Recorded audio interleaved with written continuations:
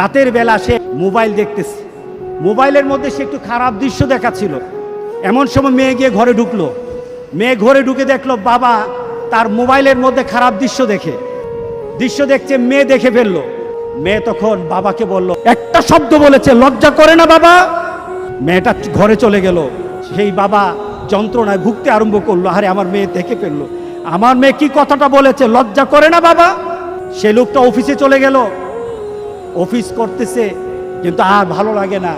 মেয়েটা কি বলেছে, লজ্জা লাগে না বাবা? কিন্তু মেয়েটার যন্ত্রণায় সে হার্ট ফিল করলো। মেয়েটা এরপরে মারা গেল। বাবা যখন বাড়িতে ফিরে আসলো, বাবার মাথাটা নোয়া, লজ্জিত একটা মুখ। এখনই আমার মেয়ের সাথে দেখা হলে আমার কানে বাজতেছে, আমার মেয়ে আমাকে বলেছে, লজ্জা লাগে না বাবা? আমি কিভাবে আমার মেয়ের সামনে যাব? এই চিন্তা যখন করতেছে, এমন সময় দরজা খোলার সাথে সাথে একটা চিৎকার শুনলো। স্ত্রী চিৎকার বলতেছে, আমার মেয়েটা মারা গেছে। বাবার কানে তখন বাজতেছিল রাতের কথা, লজ্জা লাগে না বাবা? তার জানাজার ব্যবস্থা হলো। মেয়েটাকে যখন কবরের মধ্যে দাফন করে দেয়, কবরের মধ্যে রাখা অবস্থায় বাবা চিৎকার করার কথা ছিল, বাবা চিৎকার করে নাই, বাবা হেসে দিয়েছে। তাকে জিজ্ঞাসা করলো, তুমি হাসছো কেন?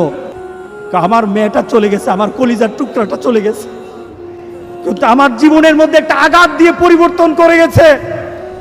যেই নীতিতে আমি আমার চরিত্রকে নষ্ট করছি, আমার ঈমানকে নষ্ট করে দিতেছি, আমার মেয়েটা হারিয়ে ফেলেছি, কিন্তু আমি আমার আখিরাতকে বুঝে ফেলেছি। আজকে সমাজের যারা প্রিভেন্টিভ করছেন না, আপনি চিন্তা করছেন আপনার মেয়েটা কিন্তু একদিন আপনার জন্য বিপদ হয়ে যাবে। সুতরাং আমরা যদি হতে চাই ভালো একটা বাবা হব, রাজি আছে সবাই?